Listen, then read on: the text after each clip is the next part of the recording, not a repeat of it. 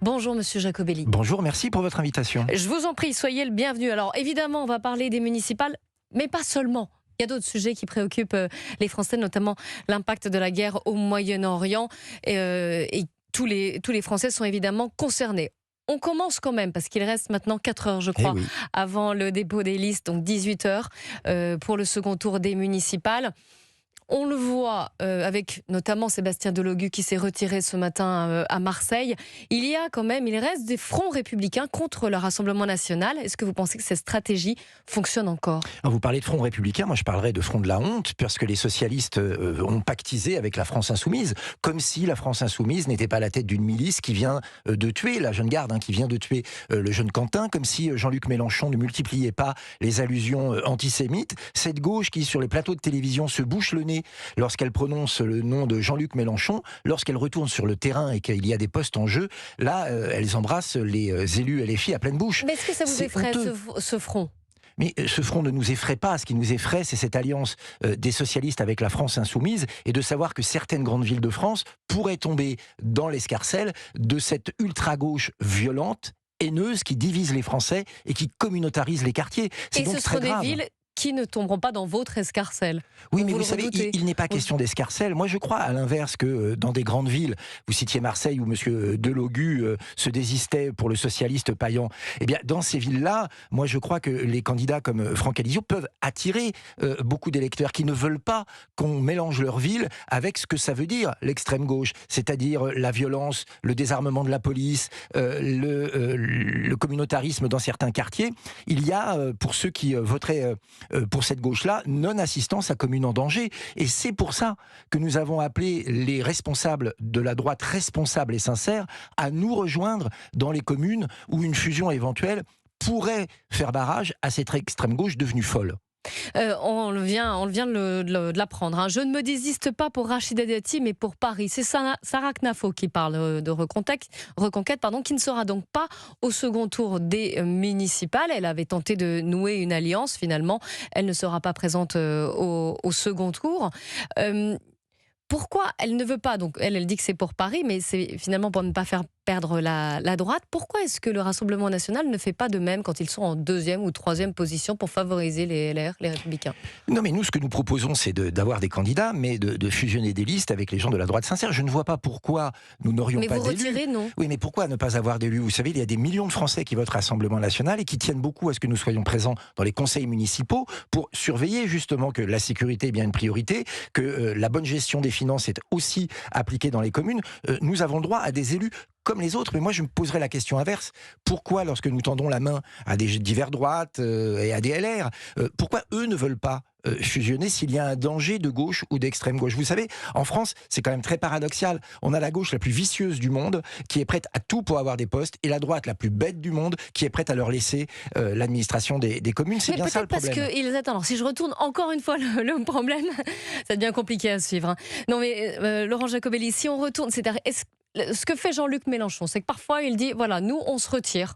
Très bien, on se retire là, on ne veut pas, on n'est pas en position, donc on laisse la gauche et le PS y aller. Donc il ne montre pas de blanche en quelque sorte. Et si vous faisiez ça dans les communes où vous êtes encore une fois en 2e, 3e, 4e position, est-ce que le fait de montrer pas de blanche aussi, vous pourriez peut-être nouer des partenariats, des alliances plus facilement avec les Républicains ? Mais je crois que Jordan Bardella a été très clair. Il a été le premier, le soir même, à 20h01, à tendre la main à tous ces élus de droite notamment, mais aussi à des élus indépendants, qui ne veulent pas du danger de la gauche et de l'extrême gauche.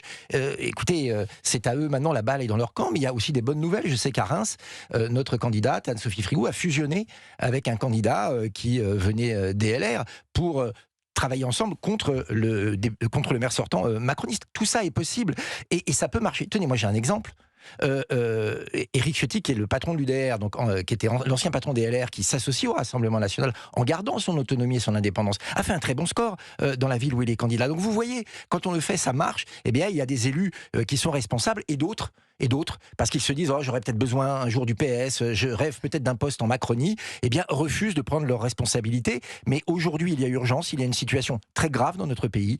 La haine peut aujourd'hui gérer des communes. L'antisémitisme peut devenir la norme dans certains coins de France. Il faut absolument éviter cela. Et donc, on oublie les tripatouillages, on oublie les accords d'appareil, on se retrousse les manches et on travaille ensemble. Ce serait ça l'intelligence. Est-ce que ça veut dire que le RN ne peut pas gagner seul, sans les Républicains, cette main tendue justement? On peut bien sûr gagner seul. D'ailleurs, nous avons 24 communes au premier tour où nous avons gagné seuls dès le premier tour.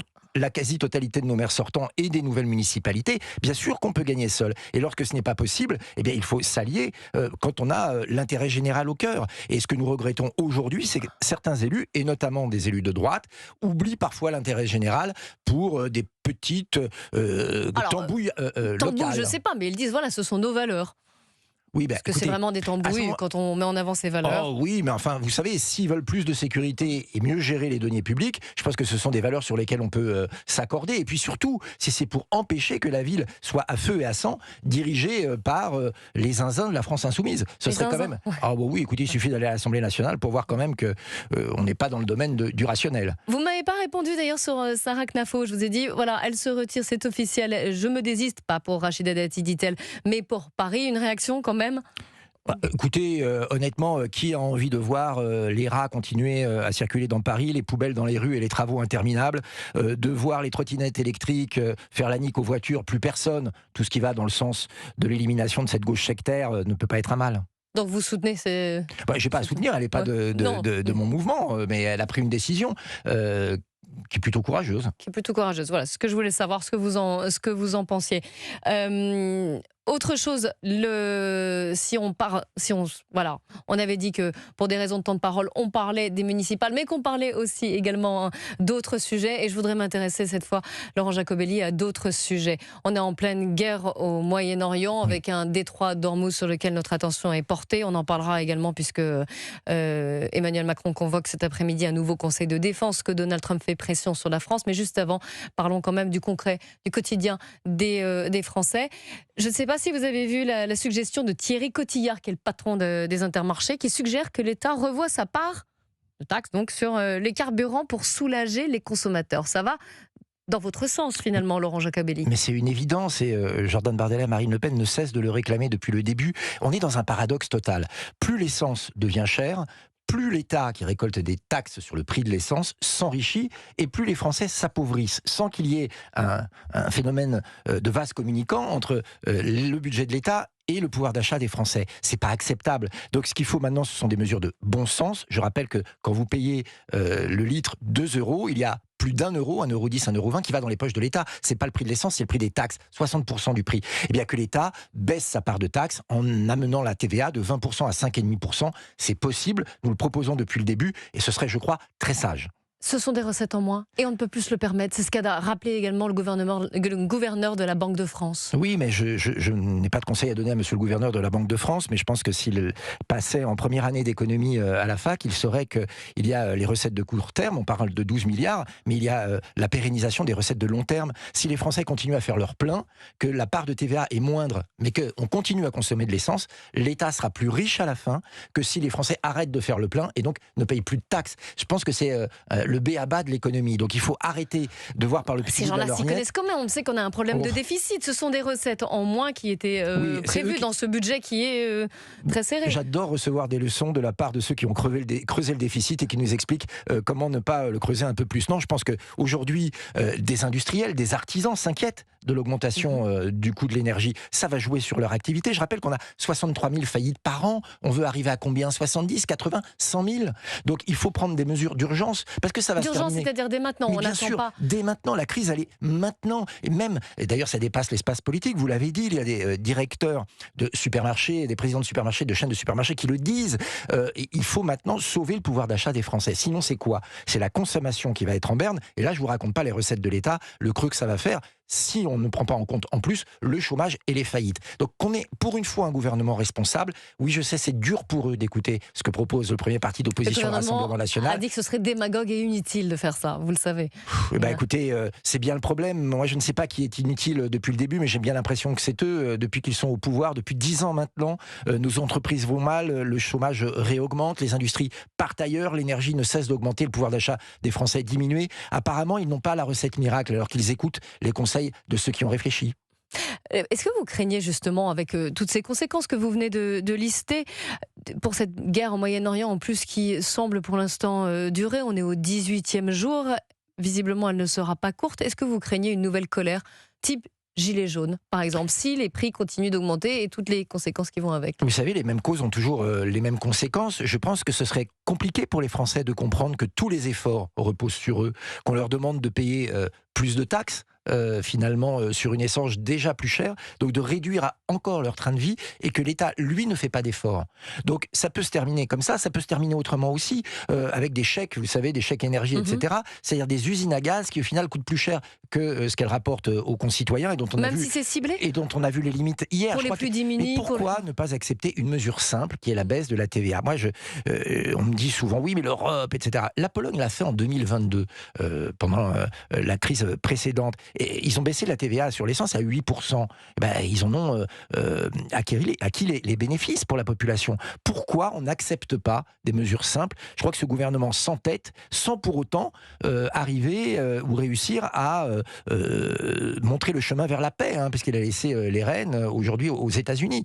Donc, on va en parler justement. Donc, une fois encore, on ne peut pas rester les bras ballants à ne rien faire. Nous, on fait des propositions. Si le gouvernement a mieux à proposer, nous l'écouterons. Pour l'instant, il ne propose rien. Il est juste dans la critique. C'est pas ce qu'on attend de lui. Donald Trump fait pression sur la France pour la sécurisation du détroit d'Ormuz. Emmanuel Macron convoque un nouveau conseil de défense cet après-midi. On continue d'en parler.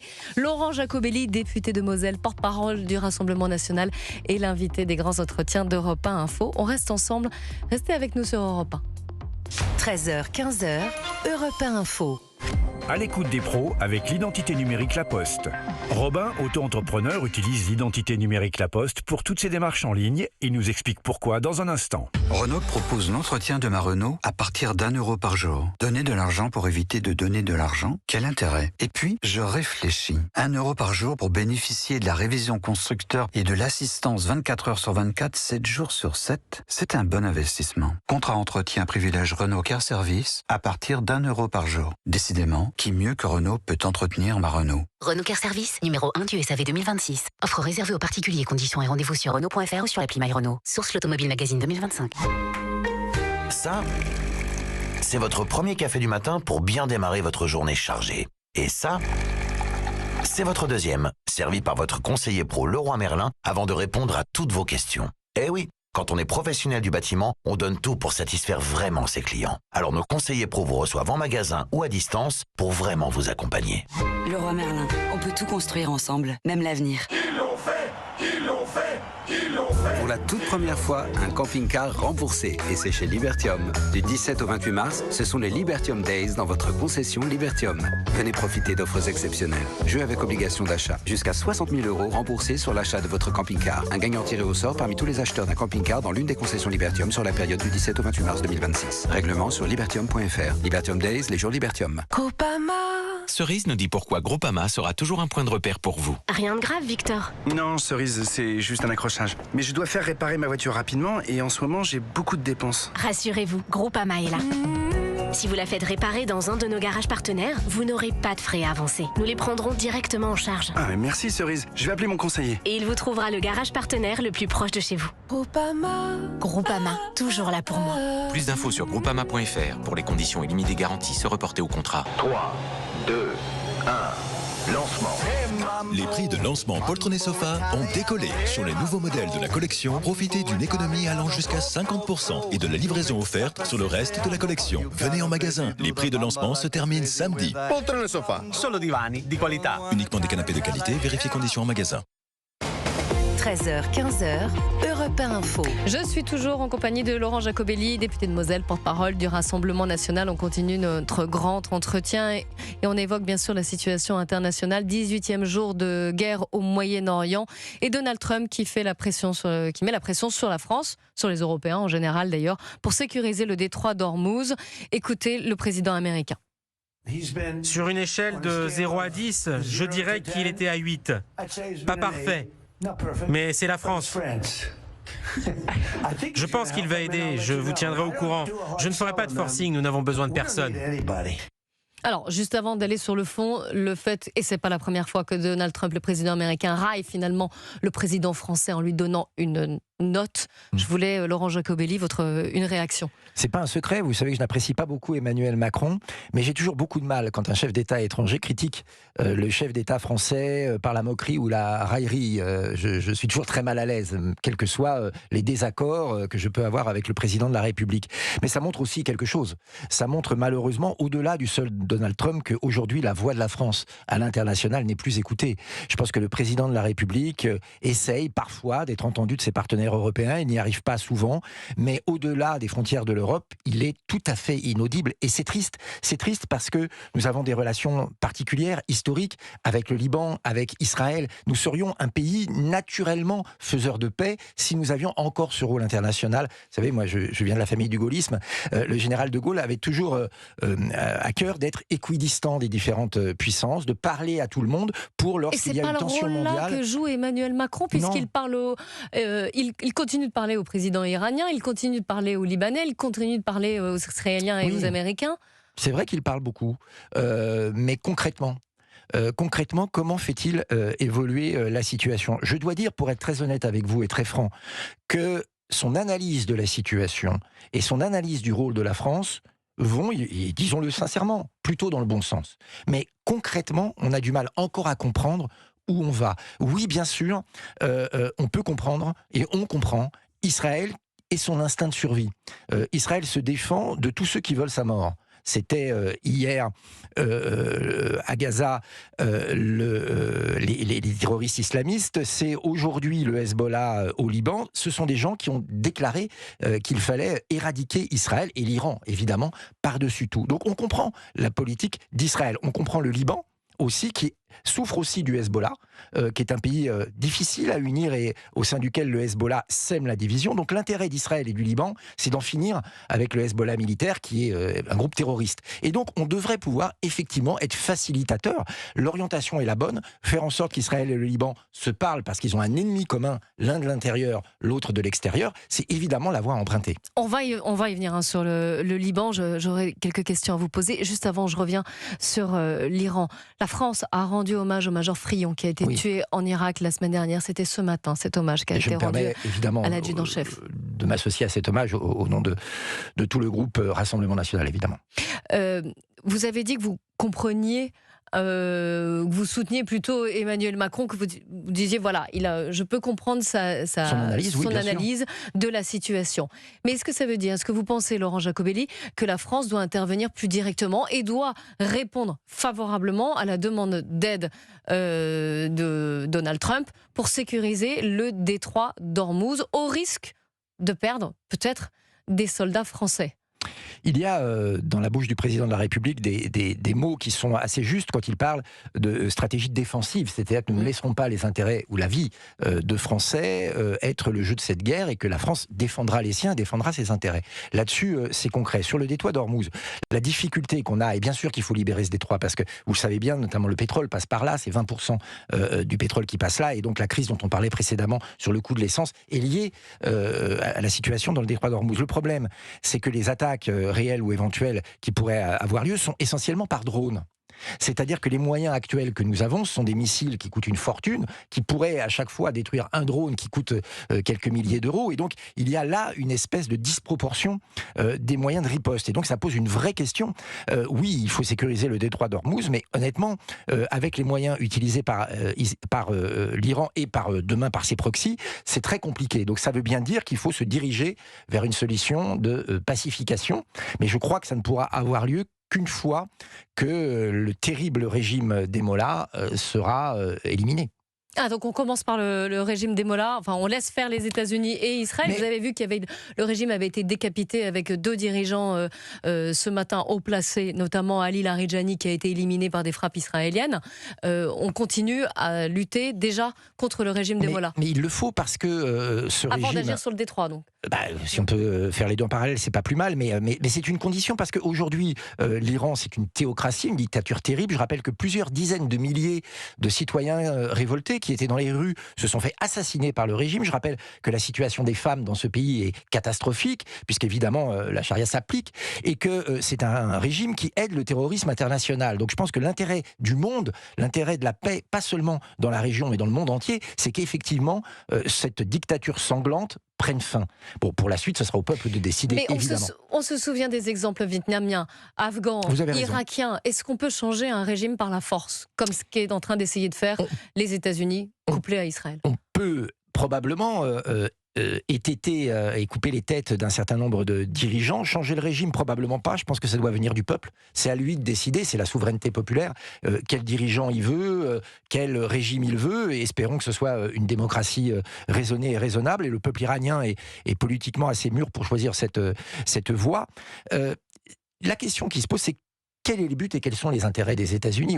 On parlait d'Israël tout à l'heure. C'est très clair. Israël, c'est l'instinct de survie. Pour nos éditeurs, imaginons demain que la Belgique veuille éradiquer la France de la carte. C'est compliqué parce que c'est notre voisin. C'est un peu la situation d'Israël et de l'Iran. Bon, mais les États-Unis, est-ce que c'est une volonté économique? Est-ce que c'est une volonté hégémonique? Est-ce que c'est une volonté démocratique? Honnêtement, on ne le sait pas, et pour être même très honnête, à écouter le président de la Fédération des États-Unis, chaque jour la version change un peu. Voilà. Et c'est ce flou-là qui n'est pas très rassurant. Je vais sur la version le front libanais. Emmanuel Macron appelle Israël à des discussions directes avec le Liban et il propose d'accueillir à Paris des déplacés. Il y a eu 1 million de déplacés, plus d'1 million de déplacés au Liban, donc en quelques jours, 18 terrible. Jours de guerre. La France doit-elle renforcer son aide? La France doit-elle accueillir des réfugiés libanais? Laurent Jacobelli. Écoutez, tout peut s'étudier. Effectivement, ce qu'il faut aujourd'hui, c'est d'abord envoyer un message de solidarité et d'amitié au peuple libanais, je le répète, avec lequel on est très largement lié. On peut comprendre l'action d'Israël, mais elle doit être ciblée sur un groupe terroriste qui s'appelle le Hezbollah, et être fraternelle comme nous le sommes avec la population libanaise. Je pense qu'il faut effectivement discuter avec les autorités libanaises, avec les autorités israéliennes, voir quelle est la meilleure solution. Et là-dessus, d'ailleurs, le président de la République, je le dis encore très sincèrement, indique une voie qui est une voie raisonnable. Est-ce que au Liban, la France est sur place? On a 700 soldats français qui participent à la FINUL. Est-ce que la France, justement, doit quand même, bien sûr, accueillir des discussions, mais est-ce que la France doit sévir vis-à-vis d'Israël en disant attention là à ce qui se passe? Non, je pense qu'une fois encore, je le répète, là-bas comme ailleurs, la stratégie doit être défensive, mais je pense qu'on ne doit pas perdre de vue que le Liban et Israël ont un intérêt commun. C'est la fin du terrorisme du Hezbollah. Voilà, qui ronge, qui mine la vie politique libanaise et qui met en danger Israël. Quand on part de ce postulat, c'est-à-dire d'un intérêt commun, quand on voit que, notamment, l'exécutif, en tout cas le président libanais, est prêt à la discussion, alors il faut aller dans cette voie-là et voir autour... pourquoi pas du président de la République française ou ailleurs, qu'effectivement, face à cet objectif commun, comment on préserve la population libanaise et comment on protège Israël du danger du Hezbollah. Je pense que les deux sont compatibles et ça doit être en tout cas, pas choisir l'un ou l'autre, mais choisir les deux, parce que ce sont d'un côté un pays ami et de l'autre un pays allié avec lesquels nous avons et nous devons avoir de bonnes relations. Vous convenez que sur le Liban, on est très proche des Libanais, vous convenez que sur le Liban, la voix de la France porte? Elle porte auprès des autorités libanaises. Je ne suis pas sûr. J'ai été j'ai plutôt abondé dans le sens du président de la République. Je vais être maintenant plus critique. Je pense que dans la durée, le maintien des relations diplomatiques avec des pays d'une amitié longue et sincère comme le Liban n'a pas été assez profonde, n'a pas été assez permanente pour essayer de trouver des solutions en amont. C'est malheureusement aussi comme ça qu'il agit sur le territoire national. C'est lorsqu'il y a une crise qu'on se met à réfléchir à des solutions. Je le redis, la fin du corps diplomatique français a été une très mauvaise décision de la part du président de la République. Le fait qu'il ne voit les relations internationales qu'à travers l'Union européenne, en oubliant la spécificité de la France la plupart du temps, n'est pas une bonne politique, et que le président de la République est vu parfois, lorsque sa popularité s'écroule, dans le champ international, un moyen de redorer son blason plutôt que de mener une politique diplomatique de long terme et intelligente. Je crois que ce sont des points dont on s'aperçoit aujourd'hui qu'ils ont manqué dans la justesse de la politique du président. Laurent Jacobelli, vous êtes député de Moselle. Juste une petite dernière question. Est-ce que vous demandez sur cette guerre au Moyen-Orient et ses conséquences un débat au Parlement ? Tous les débats sont bien sûr les bienvenus, évidemment, mais la décision, c'est du régalien pur, doit être du côté du président de la République, en concertation, bien évidemment, avec les grandes forces politiques. Merci Laurent Giacomelli d'avoir participé aux grands entretiens d'Europe 1. Je rappelle que vous êtes porte-parole du Rassemblement national.